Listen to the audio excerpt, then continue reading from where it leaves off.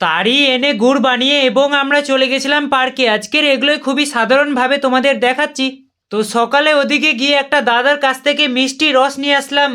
আমি ভাবছিলাম আমার দিদি জামাইদা যেহেতু আমাদের বাড়িতে বেড়াতে আসছে তাই গুড় বানিয়ে পিঠার সাথে খাওয়া যাবে, এইভাবেই একটা গাছের আমি তাড়ি নিয়েছিলাম 50 টাকা দিয়ে। কে জানে গুড় করতে অনেকগুলো খড়ি লাগবে আর আমার মা খড়ি পোড়া নিয়ে আমাকে গাল দিবে। আমি কত সুন্দর করে ভাবছিলাম যে বাড়িতে বসে গুড় করবো, একটা ভালোই লাগবে।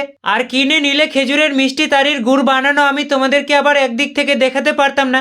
এটাও একটা সুবিধা, আর সেটা যদি বাড়ির তৈরি করা জিনিস হয় সেটা আরো বেশি ভালো লাগবে খেতে। তো বাড়িতে বানানোর জন্য যেটা আগে সব থেকে বেশি দরকার হয় সেটা হচ্ছে খড়ি, আর সেটারই আমাদের অভাব পড়ে গেছে একটু, তার জন্য আমি খড়ি কাটতে চলে এসেছি। আর এর সাথেও আমাকে বাড়িতে যাবতীয় অন্যান্য কাজ করতে হচ্ছে। আমার মাকে শুধু সারগুলো আমি উঠে দিচ্ছি, আর আমার মা কষ্ট করে নিয়ে যাচ্ছে জমিতে। আর নিয়ে যাচ্ছি কি কারণে সারগুলো তোমাদের একটু জানিয়ে দেই। আমরা পেঁয়াজ গাড়বো জমিতে, তার জন্য আলু উঠিয়ে দিয়েছি তার জন্য। আর হ্যাঁ, পেঁয়াজের পুল তো এখন আনিনি, কিন্তু এখন আমরা সার দিয়ে জায়গাটাকে শুধু একটু রেডি করে রাখবো। আর আমার ভয়েস দেওয়ার সময় এখন মনে পড়লো আমরা আলু উঠাইনি, খাওয়ার জন্য অল্প অল্প করে উঠাচ্ছি আর খাচ্ছি। আর এগুলো আমার বাবা আগেই উঠে রেখেছে পেঁয়াজ লাগানোর জন্য। সার দিয়ে দিলে এখন শুধু আমাদেরকে জল দিয়ে ধানের মতো করে লাগিয়ে দিতে হবে, তাহলেই হয়ে যাবে। আর আমার শুধু এটাই কাজ ছিল, সারগুলা খুঁড়ে ডালিতে ভরা। আমি নিয়ে যেতে পারতাম মাথায় করে জমিতে সারগুলা, কিন্তু নিয়ে যাইনি।